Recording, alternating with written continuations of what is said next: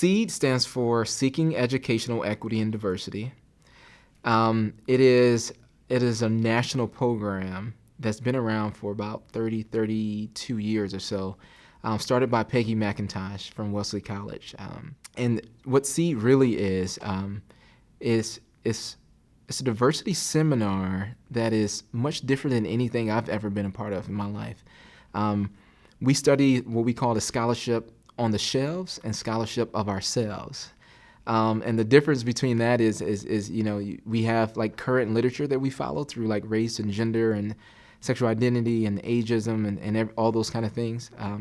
But the thing that SEED adds to that is these perspectives, what's in the room, and that's the curriculum in the room. And that's the stories that people have inside of them, their experiences. They explore, they go on this journey, and you get to go along with them. And in doing so, you get reflections back to you, some things that feel common. And then a lot of times you get a lot of what we call window experiences, where you're like, oh, wow, I've never seen that before. It's like looking into another world. And what I think it ultimately does is develop empathy in a way that having those kind of cerebral conversations just can't do.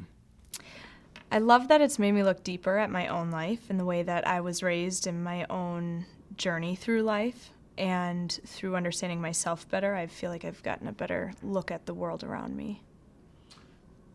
I honestly think this should be mandatory for all teachers, but I think to really convince people,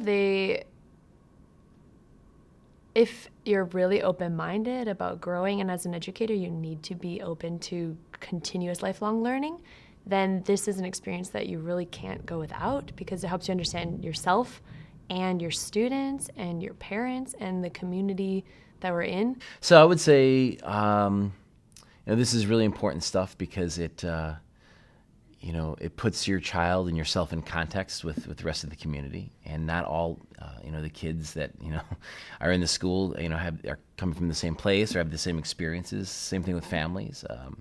No matter who they are, kids come from, many different backgrounds, as many as you could count. And I think having the staff members and the parents, gain some insight into that is really important.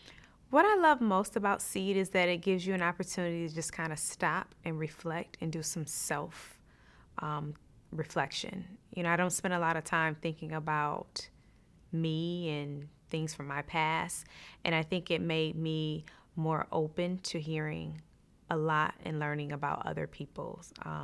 I do sometimes say there's an author, Keegan, he talks about these different phases, and a lot of times I stay in stage 4, self-authoring, where I can meet someone and I already know their story. And I think this whole idea of the single story, the whole dismantling of that, it really has happened for me, just being a lot more open. I actually don't know their story. I didn't know, wow, that you came up that way or that this happened to you. In terms of the level of change in my life, I guess the most striking aspect would be is I think of these things more, and I also try to bring it into the classroom and discuss these types of things with other people. I would highly recommend it for people who are interested, particularly even if you don't think you have anything to learn. I'm sure you do. And if anything, I think it would help you with your relationships with whether it's your partner, your family, your counterparts at work and elsewhere. I think you have a lot to learn because it will put you in a very uncomfortable position, but also will make you be more reflective. At the same time, it's not a threatening environment where you can learn from others because you are able to express and share when you feel it is appropriate. I would definitely recommend SEED to other people. I think it was a great opportunity for self-reflection, but also personal growth. And like I said, there were times that I would be tired and not really want to go, but I think I realized that there was this piece of it that was kind of self-care, and it was a time where I wasn't on a computer, I wasn't looking at my cell phone.